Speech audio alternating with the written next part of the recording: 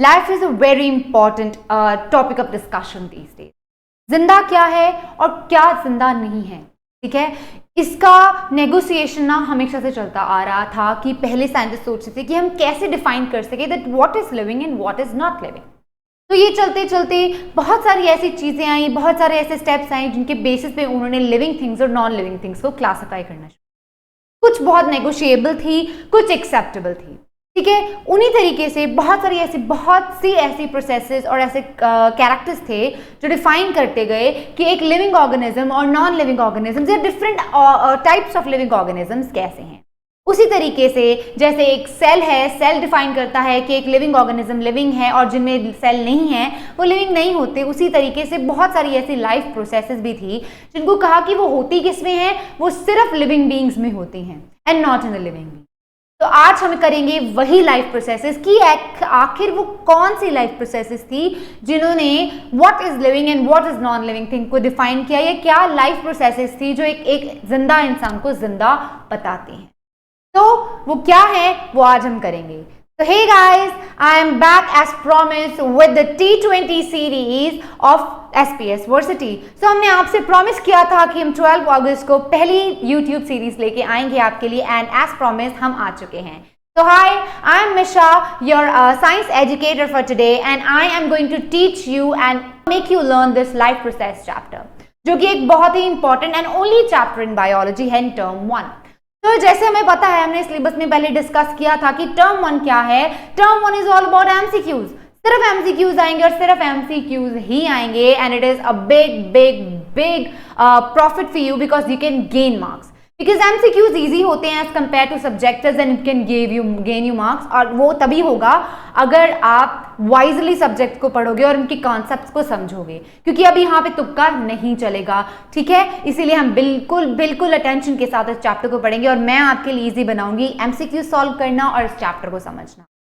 जैसे मैंने आपको पहली वीडियो में इंट्रोडक्शन में बताया था कि 10 मार्क्स सिर्फ इस चैप्टर से गेन हो रहे हैं आपके। 10 मार्क्स है इस चैप्टर की वेटेज की, शो कर रहा है कि this chapter is so very important, right. तो इस सीरीज में हमने इस सीरीज को 10 चैप्टर्स में डिवाइड किया है, जिसमें आपको मैं पूरे चैप्टर के बारे में इंट्रोडक्शन दूंगी, उसकी डिटेल स्टडी करेंगे with the MCQs and we'll end up with the case study and some revision, right. और उसके साथ और MCQs as a bonus to you. So I hope you all are ready to go on this roller coaster ride with me, and I will be there with you to answer all your queries and solve all your problems magically. So let's begin with today's series, and आज हम आरंभ करेंगे हम इस first series का और first video का। So भगवान का नाम लेके let's begin it. So life processes क्या है? Life processes. उससे पहले हमें ये तो पता हो कि लाइफ प्रोसेसेस क्यों जरूरी हैं।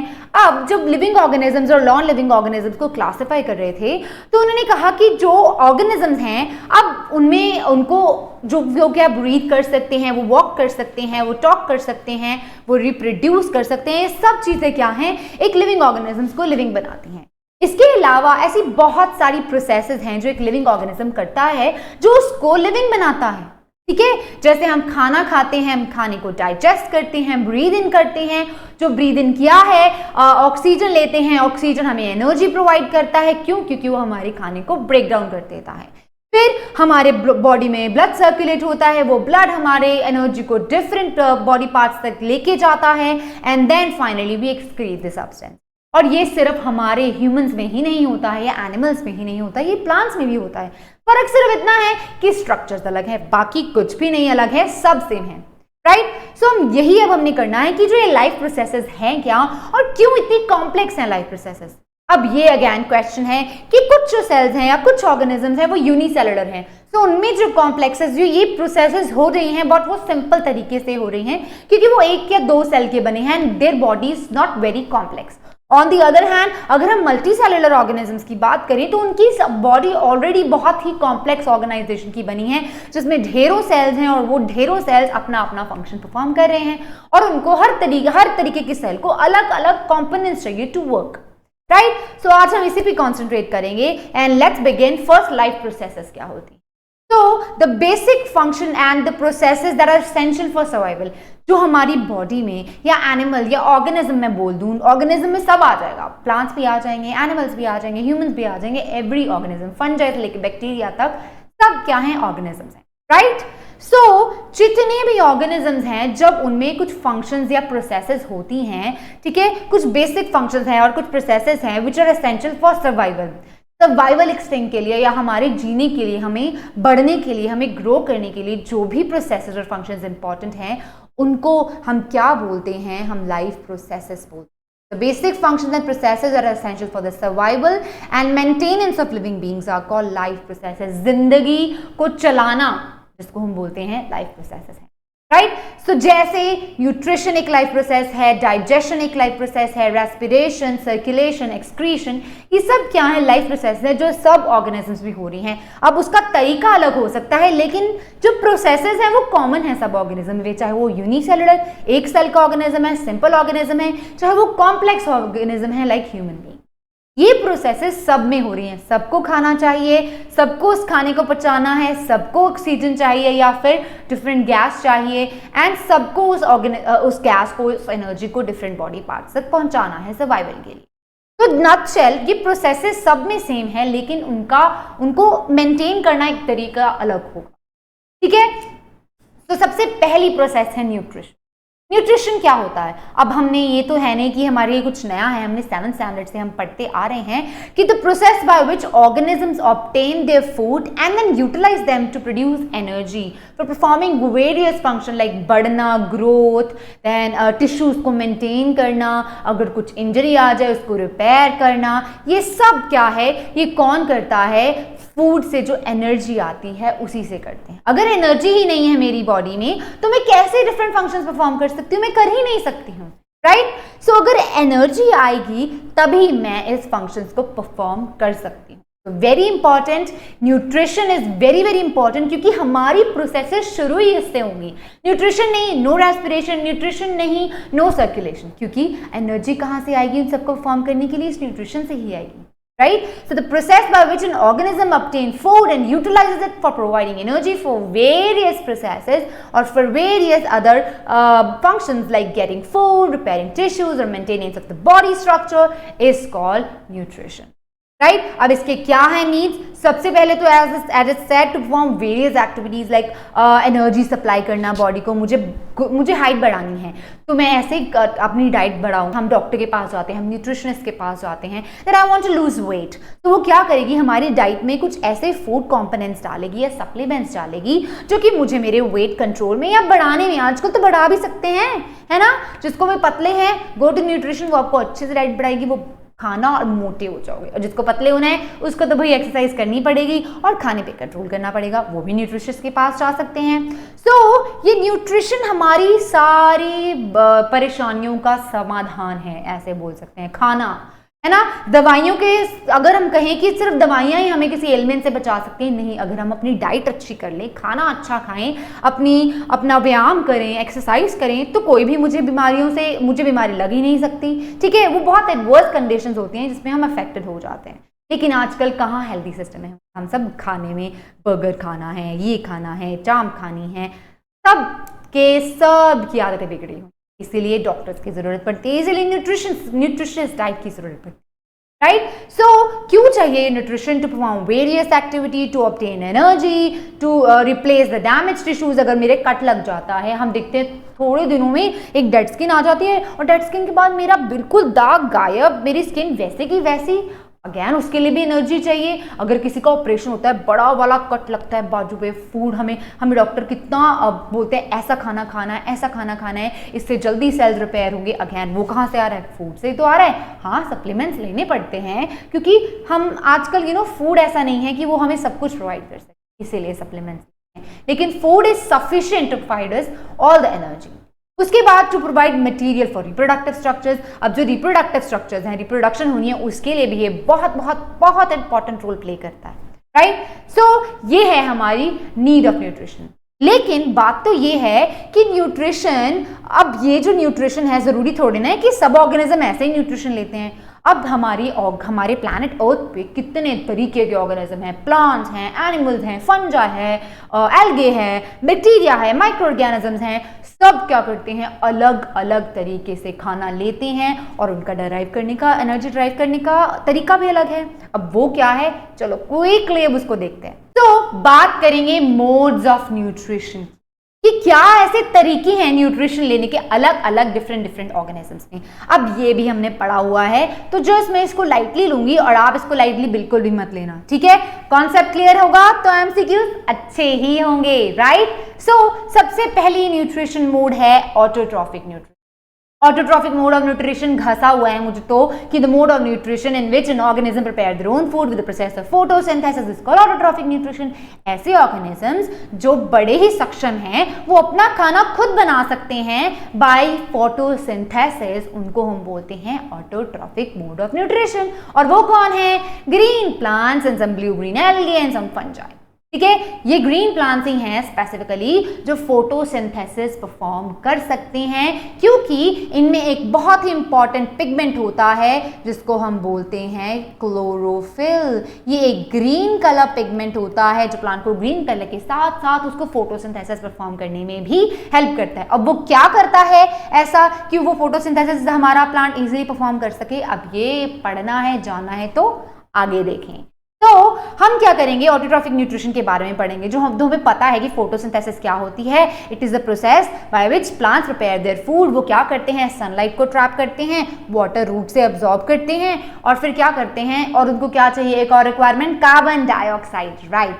So they synthesize carbohydrates like glucose by utilizing carbon dioxide, water in the presence of sunlight and chlorophyll। चार जो बेसिक रिक्वायरमेंट्स है फोटोसिंथेसिस होने के लिए, वो कौन कौन सी है, कार्बन डाइऑक्साइड, जी हाँ उनको कार्बन डाइऑक्साइड चाहिए, उनको वाटर चाहिए, सनलाइट चाहिए, क्लोरोफिल चाहिए। अब कहाँ से आती हैं ये चीज, क्लोरोफिल आए, कार्बन डाइऑक्साइड आएगी स्टोमेटा के थ्रू, जो बेस ऑफ द लीफ पे होल लाइक सब्सटेंस प्रेजेंट है। स्टोमेटा 7th क्लास में सबने पढ़ा है, the whole stomata are the holes which are guarded by guard cells regulate the opening and closing of stomata, right, सबने पढ़ा है। तो ये स्टोमेटा गवर्न करते हैं कि कार्बन डाइऑक्साइड अंदर आएगी और ऑक्सीजन बाहर जाएगी, ठीक है। सो वाटर कहाँ से आता है, रूट से आता है। रूट सॉइल से पानी को ऑब्जॉर्ब करती हैं और लीव्स वहां तक, हमारे जहाँ पे खाना बनता है वहां तक पहुंचा देती हैं। सनलाइट क्लोरोफिल ट्रैप कर लेता है और इस तरीके से क्लोरोफिल जो कि लीव्स में ऑलरेडी प्रेजेंट है, इससे हमारा प्लांट अपना खाना बनाता है। वो ना अपने लिए, हमारे लिए भी खाना बनाता है, सब ऑर्गेनिजम्स के लिए खाना बनाता है,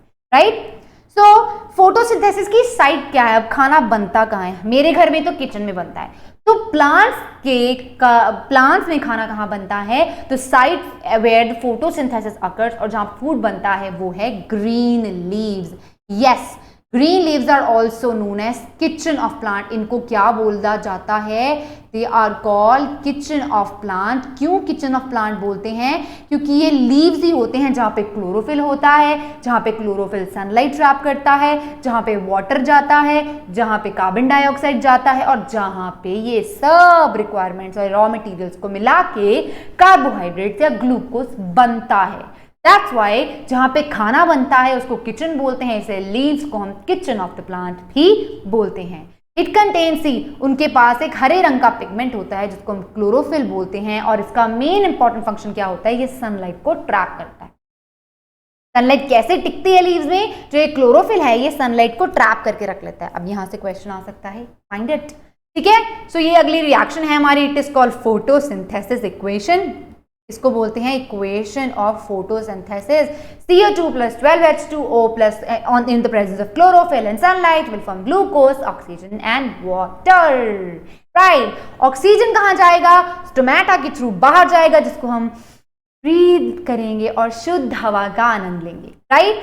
और वाटर कहाँ हो जाएगा, यूटिलाइज हो जाएगा। ये ग्लूकोज कहाँ जाएगा, अगेन ग्लूकोज प्लांट्स ग्रोथ के लिए यूज करेंगे, लीव्स को रिपेयर करने की यूज करेंगे, फ्रूट्स और वेजिटेबल्स बनाने के लिए यूज करेंगे, इसलिए वो हमारे लिए भी काम कर रहे हैं ना। So they so good, so always thank plants for cooking food for you, right.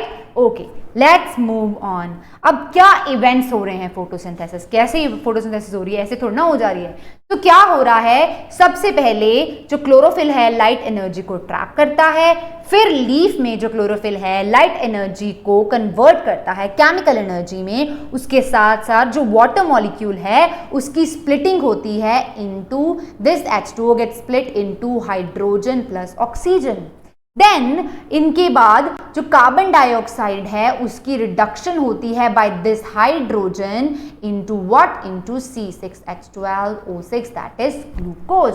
तो ये प्रोसेस हो रही है हमारे लीफ में। क्या हो रहा है लीफ में, क्लोरोफिल सनलाइट को ट्रैप करेगा, ये लाइट एनर्जी केमिकल एनर्जी में कन्वर्ट होगी, और जो ये केमिकल एनर्जी है उसके साथ क्या होगा, वाटर मॉलिक्यूल स्प्लिट होगा इनटू हाइड्रोजन एंड ऑक्सीजन। ये हाइड्रोजन क्या करेगा, कार्बन डाइऑक्साइड को कन्वर्ट कर देगा to produce carbohydrates that is C6H12O6, glucose बना देगा। ये हो रहा है लीफ में, जिसको हम फोटोसिंथेसिस का प्रोसेस बोलते हैं। These are the events occurring in the leaf for photosynthesis। ठीक है, सो इसके साथ ही ऑटोट्रॉफिक न्यूट्रिशन हो गया पास। अब ना मैं एक राज बताती हूँ, जैसे चलो आगे चल के बताती हूँ, अभी क्यों बताऊं, right. So let's move on and see what's the next mode of nutrition. उसके पहले अरे स्टोमेटा तो रह गया।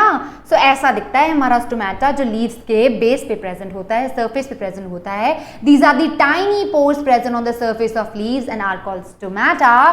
दे, अब इनमें क्या क्या चीज होती है, सबसे पहले तो ये गैस एक्सचेंज करने में हेल्पफुल होते हैं। लीव्स में जो कार्बन डाइऑक्साइड जो अंदर जाती है, carbon dioxide goes inside and oxygen moves outside. ये किसकी वजह से होता है, स्टोमेटल पोर्स की वजह से होते हैं। और ये गार्ड सेल्स जो बाहर प्रेजेंट हैं, ये क्या करते हैं, ये opening and closing of stomata के लिए हेल्पफुल होते हैं। ये पोर्स को खुलने में और बंद करने में हेल्प करते हैं, क्योंकि हर वक्त पोर्स नहीं खुले रह सकते, इसका नुकसान भी होता है, पता है। सिर्फ ये जो होल्स है ना, जो स्टोमेटा है, ये टाइनी पोर्स हैं, ये सिर्फ गैसेस एक्सचेंज ही नहीं करते, ये ट्रांसपिरेशन भी करते हैं। ट्रांसपिरेशन क्या होता है कि plants lose water in the form of vapours because of this transpiration. कि जब स्टोमेटा खुलता है, बहुत धूप है, हमें स्वेट आता है ना, हम भी बॉडी का हम अगर धूप में चले जाते हैं, हमारी बॉडी का वाटर कैसे लूज होता है, because of the intense sunlight, जिसकी वजह से हम स्वेट करते हैं, और ये जहाँ जो पोर्स हैं उसमें से वाटर निकलता है और हम स्वेट की वजह से पानी लूज करते हैं, डिहाइड्रेटेड हो जाती है हमारी बॉडी। सिमिलरली प्लांट्स के जो ये होल्स हैं, स्टोमेटा हैं, इनमें से भी क्या है, पानी ऐसे निकलता है, भाप बन के उड़ जाता है। ठीक है, इसीलिए जो ये गार्ड सेल्स हैं, इन पोर्स को ज्यादा देर खुला रहने नहीं देते हैं। जब भी इन्होंने देखा हो कि कार्बन डाइऑक्साइड अंदर आ गई है और ऑक्सीजन बाहर चले जाएगी, ये फटाफट बंद हो जाएंगे और प्रिवेंट करेंगे किसको, ट्रांसपिरेशन ज्यादा से ज्यादा होने। ठीक है, ज्यादा नहीं, ट्रांसपिरेशन जरूरी भी है, क्योंकि जाइलम पानी ऊपर कैसे लेके जाएगा, इन ट्रांसपिरेशन के थ्रू ये लेके जाएगा। आगे हम इसके बारे में डिटेल में पढ़ेंगे, तो इस बार थोड़ा सा पढ़ लो कि ये बहुत इंपॉर्टेंट प्रोसेस है, और ये क्या करती है, हमें थोड़ा सा नुकसान भी पहुंचाती है लेकिन फायदा भी देती है। तो कैसे, हम पढ़ेंगे आगे जब हम करेंगे सर्कुलेशन इन प्लांट्स। ठीक है, सो ये स्टोमेटा है, इसमें से गैसेस एक्सचेंज होती हैं। इन स्टोमेटा के पोर्स को गार्ड कौन करता है, गार्ड सेल्स करते हैं। ये क्या करते हैं, जब इनमें पानी भर जाता है तो ये फूल जाते हैं, स्वेल हो जाते हैं, और जब ये फूल जाते हैं तो पोर्स खुल जाते हैं। फिर जब पानी निकल जाता है तो ये श्रिंक हो जाते हैं, सिकुड़ जाते हैं, और पोर्स बंद हो जाते हैं। तो पानी भरा, ये फूले, पानी निकला, ये सिकुड़ गए। So guard cells swell when water flows into them, causing the stomatal pore to open while the pores closes if the guard cell shrinks. ये होता है हमारे pores में, जिसके थ्रू हम कार्बन डाइऑक्साइड ऑक्सीजन को एक्सचेंज कर सकते हैं। Right? So please stay tuned for the next video of our YouTube series, and please if you like this video, like the video, share the video, and for more notification of the next video, press the bell icon and keep watching SPS University, and stay connected with the SPS University to know about more of our lectures about maths and all the other subjects. So I hope you will follow me and you will keep on watching for the more chapter and the next part of the chapter, and keep following the rest of the series for this entire chapter, which will help you to cover all the MCQs and case study as I've told you before. And I hope to meet you in the next time. Till then, bye, stay safe, stay home, and stay happy. Bye-bye.